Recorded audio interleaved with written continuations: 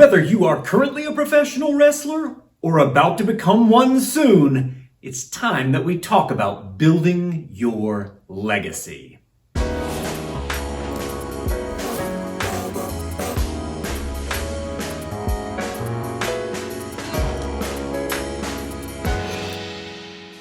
I'm Mike Quackenbush, and this is Till We Make It. If you are passionate about the craft of professional wrestling and you're never done learning all about it, then you have landed in the exact right place, my friend. What are you waiting for? Go ahead and join the Till We Make It tribe. Subscribe right now. If you're in a position to help this channel continue to grow, jump on the link that's down below in the descriptus and join our community over on Patreon. When you do, you will help me on my way to my goal of 100 patrons this year. And if you want to help keep Till We Make It a weekly channel here on YouTube, I need your support. Thanks. I think an enduring legacy requires longevity, lasting power. No flash in the pan leaves much of an enduring legacy behind. But no matter how long your career is, in professional wrestling or otherwise, it will be marked by seasons.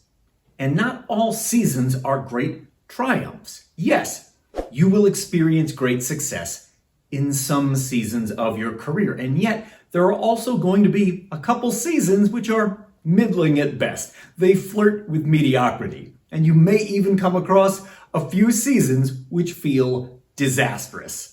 I've had a couple of those myself. But having these seasons is a natural part of building a legacy because it speaks to your lasting power. It speaks to your longevity. But I want you to know the legacy that you will build for yourself, it is so much more than championship title wins or tournament victories or classic main event matches. It is entirely possible to build a legacy that you can be proud of without any of those things. I'm going to get a bit personal here for a moment. Is it significant to me that I was a middleweight champion in Mexico?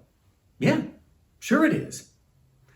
Does it matter to me at all that I won a tournament years ago in Essen, Germany? Yes, it does mean something to me. Does it mean anything to anybody else? Probably not. And ultimately, in the final analysis, things like tournament wins or championships held, they're going to mean a whole lot less to my legacy than things like all the books I've written on the topic of professional wrestling, all the people that I have trained and coached and mentored through the decades. Realistically, probably the work I'm doing right here, right now for Till We Make It, those things will eclipse all of my in-ring accomplishments in the final analysis. And by the time I am dead and buried, those in-ring accomplishments will almost seem insignificant in comparison to those other things that I mentioned. In fact, it may not even have to wait that long. It probably already is right now. These things are more significant right now than anything I ever did in the ring. I shared those examples with you. I'm telling you these things for two reasons. And one is, as wrestlers, we tend to overemphasize the importance of our in-ring accomplishments when we are considering our legacies. And I'm not here to tell you those things aren't important, not at all. In fact, I hope your in-ring accomplishments, they fill you with pride and they give you a real sense of satisfaction when you reflect on them. Whether they are things you have already done in your career or things that you're going to be doing in the years and decades ahead, I want them to give you a sense of pride and of satisfaction. But helping you to craft a legacy you can be proud of, that is one of the three main reasons I started making videos for this channel. In fact, it's right there in the intro to every single video of mine. It says, the lifestyle, the legacy, the journey. And the second reason that I'm sharing these things with you today really speaks directly to the heart of this video. In order to build a legacy that you can be proud of, you must persist, you must evolve, and you must master. And I know that sounds really easy when I just say them like bullet points like that, but it isn't. Those things aren't easy to do. You must persist, you must evolve, and you must master, and you must leave a like-a-palooza on today's video. I should have asked for the engagement earlier, but I only got to it now. Help me out. Thanks very much. So yes, you must persist. And persistence, consistency means that you are not constantly flailing about, shifting gears, throwing anything at all against the wall to see if it sticks, and then abandoning it the moment that it doesn't. And I get it. We live in an age of distraction. It has never been easier to get distracted by the next shiny thing. And wrestling by its very nature is very, what have you done for me lately? But you need to demonstrate persistence. You have to keep showing up. You have to dig in your heels and do the hard work over the long term.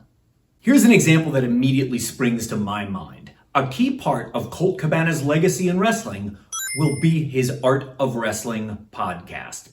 And if Colt lacked persistence, if he lacked consistency, well, then it would have been so easy for him to just give up that project when it was struggling to find an audience in its first few months.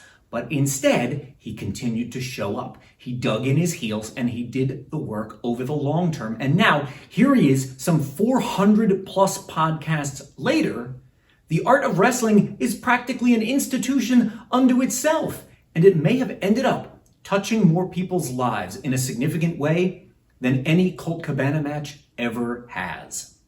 A theme that will recur as you build your legacy is that you must continue to persist and you must continue to evolve.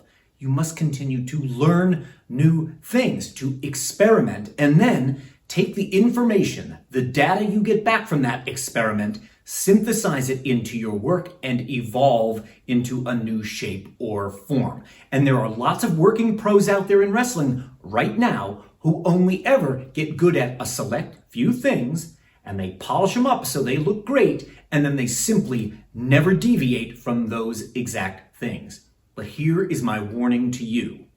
When you stop evolving, not only are you not learning new things, but you are also nudging ever closer to becoming obsolete. That's why you can never stop evolving throughout the course of a career you want to be proud of. And in order to do that, you cannot stay strictly within the realm of what makes you comfortable. Your comfort zone can make you complacent.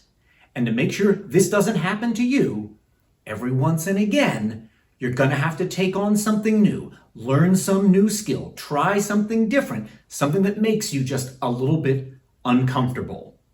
It means you're going to take a step outside of your comfort zone. Because when we only do those things which make us perfectly comfortable at all times, we are not evolving. We are not challenging ourselves, not as professional wrestlers, not as people. You know you must persist, and you know you must evolve, and you must also master. And this one is really important, so listen carefully. Don't chase perfection. Chase mastery. Perfection is an impossible ideal, and you will make yourself crazy trying to chase perfection. Instead, seek mastery in every facet of your wrestling career. And as you achieve mastery, then start looking for new challenges.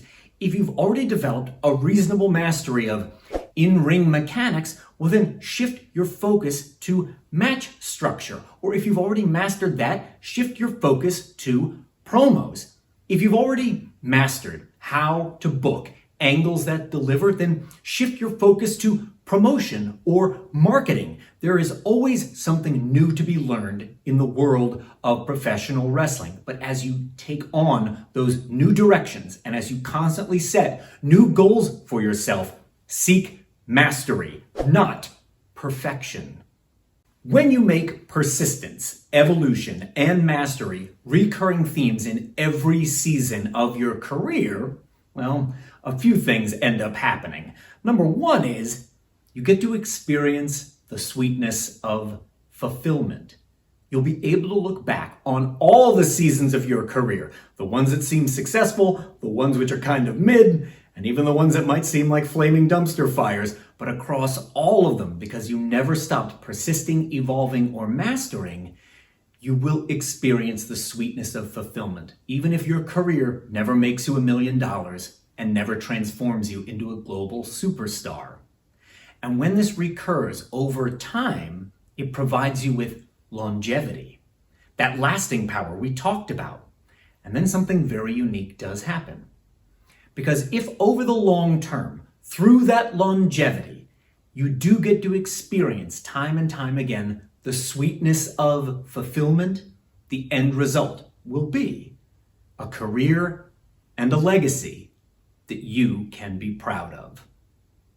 Click on the video that's appearing on screen right now and you will jump into my playlist that is all about pro wrestling culture, things like traditions, etiquette, and more. I know you're going to love it.